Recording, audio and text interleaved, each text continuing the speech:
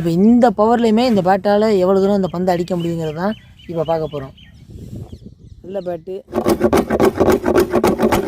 பார்த்தீங்கன்னா நம்மளோட village bat வந்து ப்ரோக்கன் ஆகிருக்கு. இதை பார்த்தாலே தெரியும், நல்லாவே ப்ரோக்கன் ஆகிருச்சு. கீழே வந்து பவரே கிடையாது. இப்போ இந்த பவர்லேயுமே இந்த பேட்டால் எவ்வளோ தூரம் இந்த பந்தை அடிக்க முடியுங்கிறது தான் இப்போ பார்க்க போகிறோம். நான் தான் போய் எடுத்துகிட்டு வரேன், ஆள் கூட கிடையாது, பொறுக்க கூட ஆள் கிடையாது.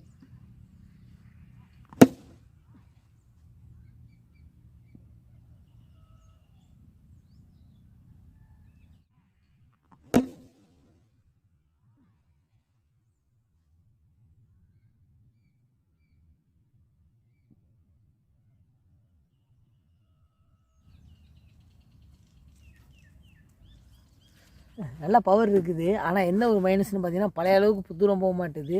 இருந்தாலுமே வைப்ரேஷன் இருக்குது. இதில் படுற பந்து ஒரு அதிர்வு நம்ம கையில் ஏறுறது தெரியுது. இது வந்து நம்ம தூக்கி அடிக்கும் போதெல்லாம் இது ரொம்ப டேஞ்சரு. கைகளில் உள்ள சுருக்கு ஏற்படுறதுக்கு அதிக வாய்ப்பு இருக்குது. அதனால் இப்போ இந்த பேட்டை நம்ம வந்து வெட்டி அறுத்து பார்த்துருவோம். இந்த பேட்டு எப்படி உடஞ்சின்னா அது ஒரு கதை இருக்குது, நான் அப்புறமா சொல்கிறேன் உங்களுக்கு. சரி போய் நான் அந்த பால் எடுத்து வந்துடுறேன்.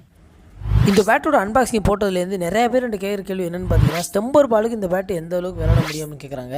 எனக்கு தெரிஞ்சு பார்த்தீங்கன்னா, நீங்கள் மர பேட்டை விளையாடுறதோட இந்த பேட்டில் அடிச்சிங்கன்னா அதிக தூரத்துக்கு உங்கள் ஸ்டெம்பர் பாலில் அடிச்சிங்கன்னா, எனக்கு தெரிஞ்சு 500 ரூபாய்க்கு நீங்கள் மர பேட்டை வாங்கினீங்கன்னா கண்டிப்பாக சும்மா சாதாரண பேட்டு தான் கொடுப்பாங்க. ஆனால் இந்த பேட்டு கொஞ்சம் ரொம்பவே நல்லாயிருக்கும்.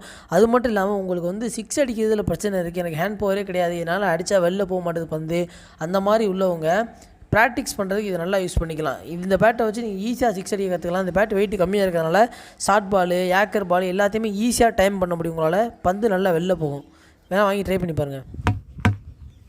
வைப்ரேஷன் என்னென்னா, இப்போ இதில் அடிக்கும்போது இந்த அதிர்வு இருக்குது பார்த்தீங்களா, அந்த பேட்டு அதிரும் போது கையும் ஆடுது, அப்படி விருன்னு இப்படி ஆடுது, விருன்னு இழுக்குது. அதாவது எப்படின்னா, இப்போ வந்து வண்டியோட இன்ஜினில் பார்த்தீங்கன்னா மோட்டர்லாம் ஓடும்போது இன்ஜின் அதிரும் பார்த்தீங்களா, கிருன்னு அதிரும்ல, அது மாதிரி அதிருது. இது நம்ம வந்து தரையில் கீழே வர பால் அடிக்கும்போது ஒன்றும் தெரிய மாட்டேது, மேலே குத்தி ஏறுது பாருங்கள். இப்போ நான் பாலை குத்தி மேலே வர பால் அப்படி தூக்கி அடிக்கும்போது சர்ன்னு கையில் சுருன்னு ஏறுது. இது அறுக்கவே எனக்கு மனசு இல்லை, கல்லில் அடித்து உடச்சிட்டாங்க. இப்போ இந்த பேட்டை வச்சு இதுக்கப்புறம் நான் வீடியோ போடக்கூடாது தான் நினச்சேன். ஆனால் இப்போ எதனால் இந்த பேட்டை வச்சு வீடியோ போகிறேன்னா, நம்ம சேனலில் ரொம்ப வருஷமும் இல்லை, முதல் தடவையாக ஒருத்தர் வந்து இந்த பேட்டை வச்சு நிறையா வீடியோ போடுங்க ப்ரோசன் போட்டிருந்தாரு, கமெண்ட் பண்ணியிருந்தாரு. அது யாருன்னு பார்த்தீங்கன்னா அப்துல் அஜீஸ்கிற ஒருத்தர் தான் கமெண்ட் பண்ணியிருந்தாரு. அவருக்காண்டி தான் இந்த பேட்டை அறுக்கிறேன்னு பொய்யெல்லாம் சொல்ல மாட்டேன். இது அறுக்கிறதுக்கான காரணத்தை பின்னாடி சொல்கிறேன். இந்த பேட்டு எப்படி உடஞ்சின்னு பார்த்தீங்கன்னா, நம்ம சிமெண்ட் ரோட்டை கிரிக்கெட் விளையாடிட்டு இருக்கும்போது பார்த்தீங்கன்னா ஒரு ஜல்லிக்கல் மட்டும் நீட்டிக்கிட்டு இருந்துச்சு. நம்ம பந்து அடிக்கும்போது அந்த ஜல்லிக்கல்லே சேர்த்து அடிச்சிட்டோம். அப்போம்போது அந்த பேட்டோட மூளைப்படியே உடஞ்சிருச்சு. இதை நம்ம மண் தரையில் விளையாடினோம்னா அந்த பேட்டு உடஞ்சிருக்காது. ஏன்னா அது ஏற்கனவே நான் 1 வருஷத்துக்கு மேலே யூஸ் பண்ணிட்டேன். இந்த பேட்டை நல்லாவே தேஞ்சு போயிடுச்சு. அதுக்கப்புறம் தான் அது உடஞ்சி. இந்த பேட்டை நம்ம ஆக்ஸா பிளேடை வச்சு அறுக்கவே இல்லை. கடைசியில் என்ன ஆச்சுன்னு பார்த்தீங்கன்னா, நம்ம அப்படியே இருக்கட்டும் அப்படின்னு சொல்லி விட்டு நான் அறுக்க மனசு இல்லாமல் ஒரு கட்டத்தில் பார்த்தீங்கன்னா பேட்டை அதுவாகவே உடஞ்சிருச்சு. உடஞ்சி போயிட்டு இந்த அளவுக்கு வந்துருச்சு. இப்போ ஒரு லென்த் எந்த அளவுக்கு இருக்குன்னு காட்டுறேன் பாருங்க உங்களுக்கு. இப்போ நம்ம டபுள் வெயிட் தான் இருக்குது பேட்டு. இதை வச்சு நம்மளால் திருப்பி கிரிக்கெட்லாம் விளாட முடியாது. அதனால் இப்போ இதோட திக்னஸ் அவங்க மோல்டிங் பண்ணும்போது எவ்வளோ திக்னஸில் கொடுத்துருக்கான்னு உங்களுக்கு காட்டுறேன் பாருங்கள் உங்களுக்கு. இப்போ பார்த்தீங்கன்னா இதான் இந்த பேட்டோட திக்னஸ்ஸு. உள்ளே எப்படி தான் ஹாலோவாக தான் இருக்கும். ஆனால் அந்த பேட்டு செய்கிறது எனக்கு தெரிஞ்சு ரொம்பவே ஈஸி தான். ஒரே ஒரு மோல்டு தான், கொஞ்சம் ஹார்டு பிளாஸ்டிக் மட்டும் தான் காஸ்ட்டு, மற்றபடி எந்த காஸ்ட்டுமே கிடையாது. பிளாஸ்டிக்கை போட்டு மோல்டிங்கில் வச்சு விட்டோம்னா பேட்டு நமக்கு ரெடியாக வந்துடும். ஈஸியாக தயாரிக்கிறது தான் பேட்டு இது.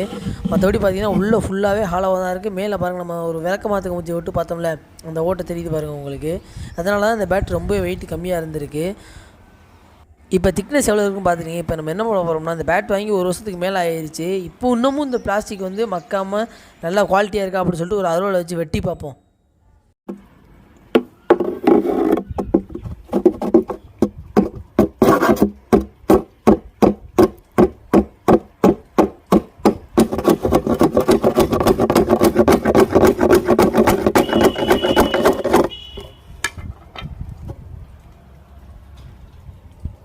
நான் கூட இந்த பேட் வாங்கி 1 வருஷம் ஆயிடுச்சு. இந்த பேட்டோட பிளாஸ்டிக் குவாலிட்டி கண்டிப்பாக குறைஞ்சிருக்குன்னு தான் நினச்சேன்.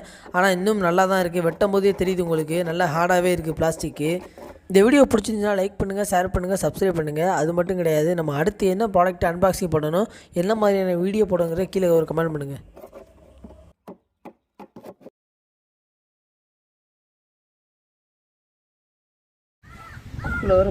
போயிடுச்சு, ஏதோ போயிடுச்சு சொல்லுங்க. சன்லைட் வேறு